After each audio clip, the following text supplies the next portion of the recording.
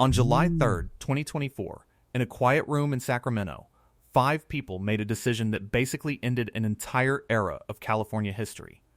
There wasn't any panic, no emergency declaration, just a vote, and it was unanimous, that totally changed the relationship between 40 million people and the water that keeps them alive. This wasn't some temporary fix. It was a permanent overhaul of the whole state, a law made not to deal with just one drought, but to get rid of the idea of emergency altogether. And just 2 years later, on a Tuesday in July, that decision reached out from California and started saving the whole American West. This isn't about telling you to turn off your tap. It's about changing the fundamental equation.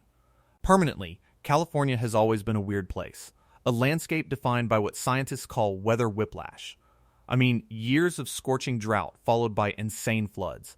It's a state built on this idea of endless sunshine and constant growth, and it's all balanced on a water system that constantly bounces from one extreme to another. For 100 years, the state's answer was always the same: pray for rain, then freak out. During that huge mega drought from 2012 to 2016, everyone was really panicking. Governor Jerry Brown got in front of the cameras and did what California always does in a crisis. He issued an order.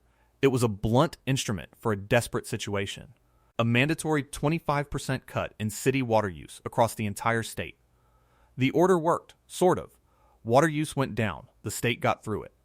But it was a terrible solution. The rule was just a flat percentage cut. It unfairly punished cities that had already invested in conservation for decades, forcing them to cut the same as wasteful communities that hadn't done squat. It treated a foggy coastal town that didn't need to water lawns the same as a super hot inland city in the desert. It was just emergency care, like putting a tourniquet on a bleeding system. It kept the patient alive for a day, but it didn't fix the core problem. The problem was the cycle itself, that endless back and forth between feeling too comfortable and then suddenly hitting a crisis.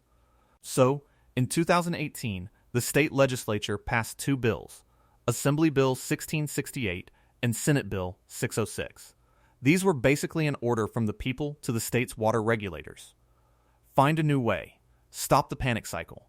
Build something that lasts. The agency stuck with this impossible job was the California State Water Resources Control Board. For 6 years, their staff, with Executive Director Eric Oppenheimer and his predecessor leading the way, worked with the Department of Water Resources. They did studies, they ran simulations, they argued with everyone involved. They were trying to build something that had never existed before, a system for managing water that wasn't based on fear, but on actual science.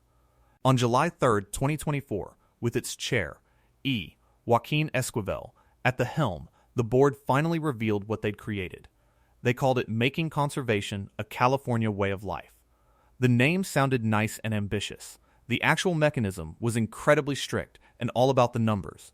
It didn't just ask for conservation. It literally made efficiency a legal requirement. And it started a whole chain of events that right now, today, is really reaching ahead. To really get this decision, you have to understand the fear they were dealing with. You have to look at the Colorado River. You have to look at Lake Mead. On July 15th, 2026, just a few days ago, the water level of America's biggest reservoir was at an elevation of 1,042.5 feet. That number doesn't mean much until you realize what it isn't. It's not full, not even close. For Lake Mead to be full, it needs to be at 1,229 feet. The lake was a whopping 186.5 feet below where it should be. That's this massive empty space that represents trillions of gallons of missing water. Water managers have a term for the number that actually gives them nightmares. A line they've drawn in the sand at 895 feet. They call it dead pool. That's the point where water physically can't flow past Hoover Dam anymore to supply California and Arizona. At that level, the aqueducts that feed Los Angeles and Phoenix just go dry. Not a little short, not reduced flow, bone dry. And here's the crazy part that very few people understood. One state had built a secret weapon, a deep water intake. They called it a third straw, drilled at a huge cost to pull water from an elevation of 875 feet. That's below dead pool. That state was Nevada. So if the lake ever got that low, Las Vegas would still have water. California and Arizona wouldn't. That was the nightmare scenario. A future where 40 million people in 2 states were cut off, watching their neighbors survive because they had actually planned for a disaster that everyone else had only ever treated as a hypothetical. In 2022, that disaster felt like it was just around the corner. Lake Mead hit its lowest level ever. That white ring of mineral deposits on the canyon walls, the bathtub ring, got taller every month, a geological scar showing the decline. Federal forecasts didn't show any improvement. The American West was staring down a serious problem. California, the river's single biggest user, was seen as the main culprit. This huge, thirsty state using more than its share, unable to get its own demand under control. Then came the vote on July 3rd, 2024, this quiet revolution that initially nobody outside of a few water lawyers and civil engineers even noticed. The new rule got rid of the whole flat percentage cut concept. It replaced panic with a formula, a cold, hard calculation for pretty much every city in the state. The law covers about 405 urban retail water suppliers. These are the agencies that serve 95% of California's population, from San Diego all the way up to the Oregon border. Each of those 405 agencies now has to figure out a unique number, a target, their urban water use objective, or UWO. It's not a suggestion, it's a legally binding budget, custom made for their specific conditions. The formula itself is incredibly clever, bureaucratically speaking. It starts inside, with a standard for residential water use. That number was set at 47 gallons per person per day. That's the baseline for every shower, every flush, every load of laundry. Then the formula moves outside, and this is where things really change. The outdoor budget isn't just one number. It's a unique calculation for every single service area, based on the actual climate of that location. It uses satellite data, measurements of landscapes, and local weather patterns to figure out exactly how much water a piece of land truly needs. It gives more water to a hot, dry city like Bakersfield than to a cool, foggy one like Eureka. For the first time, state law acknowledged that basic reality. The formula also adds budgets for commercial and institutional landscapes, the grass around office parks and schools, but only if they have their own dedicated meters. That's a move designed to force them to measure and be accountable. Finally, it gives each agency an allowance for actual water loss, the leaks in their own old pipes. That allowance shrinks over time, forcing them to find and fix those leaks, or face the consequences. Add it all up. Indoor residential use. Outdoor residential use, based on local climate. Commercial landscape use. Water loss. That total is the objective. The UWO. That is how much water your city is allowed to use. Period. The regulation officially kicked in on January 1st, 2025. The first year was all about getting ready, installing new software, trying to even figure out how to start counting. On January 1st, 2026, the first reports were due. Suddenly, the theory became concrete. All 405 water suppliers had to submit their first official urban water use objective calculations based on a full year of real-world data. It was an administrative nightmare, honestly. The state knew it would be. Just this month, on July 1st, 2026, the State Water Board held a really important webinar. The topic was alternative compliance. It was basically a lifeline thrown to water agencies that were already getting swamped by all the data requirements. A quiet acknowledgement that this new system was more complicated, harder to use than anyone had first thought. And the real challenge is still coming. Right now, the state is focused on getting the reports. They want the data. They want the numbers. But starting on January 1st, 2027, this grace period is over. The penalties start. Any water supplier that doesn't meet its objective can be fined $1,000 every single day. And that's just in a normal year. If the governor declares a drought emergency, the law lets the state water board jack up that penalty. The fines can jump to $10,000 every day. For each day, they're not in compliance. This is the big misunderstanding about the new law. The state isn't tracking you personally. They aren't going to fine you for taking a long shower. The The state regulates the suppliers. It hands the city of Fresno or the East Bay Municipal Utility District a number, a budget. And then it says, hit that target. If you don't, you pay. How you meet it is your problem. Your city is now responsible. It has to use its own tools. Things like tiered water rates that charge more for using too much water, rebates for tearing out grass and putting in drought-friendly plants, serious leak detection programs, public education campaigns. The state provides the mathematical framework, the forcing function, if you will. The cities have to figure out the solutions. It's a huge, decentralized gamble on local innovation.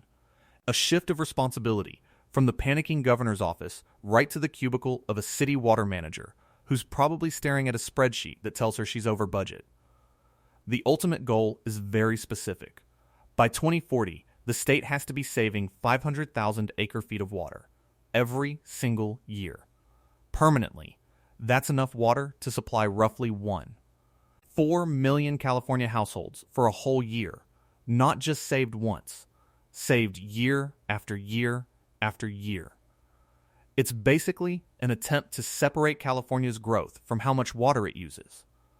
To show that a modern economy can do well, not by finding more water, but by simply needing less. But the big question still hung in the air. Would it actually work? Could a bureaucratic rule, a complex formula, a threat of future fines, actually make a difference in the real world? Could a law change fundamental physics? The answer showed up on July 14th, 2026, not in Sacramento, but right in downtown Los Angeles, in a boardroom at the headquarters of the Metropolitan Water District of Southern California. The MedWD is a giant, a huge wholesale cooperative that serves 19 million people across 6 counties. It's the water lifeline for almost half the state's population. And on that Tuesday, its board, led by Chair Ad Ortega Jr., took a vote.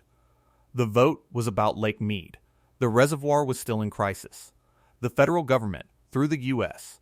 Bureau of Reclamation, was desperate for anything that could slow its decline. Using money from the Inflation Reduction Act, they'd made an offer. They would pay water agencies to voluntarily leave some of their legally allocated Colorado River water in the lake. The Metropolitan Water District Board voted to do exactly that. They agreed to leave up to 200,000 acre-feet of water in Lake Mead. That's more than 65 billion gallons. In exchange, the federal government would pay them $325 per acre-foot, a total payout of up to $65 million. Just think about what happened there.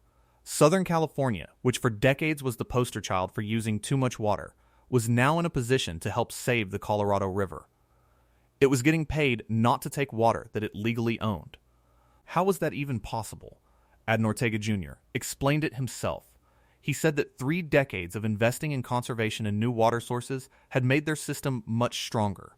This wasn't just some one-time act of charity. It was a smart, strategic move, made possible by all the hard, thankless work of cutting down internal demand, made possible by this new era of mandatory efficiency.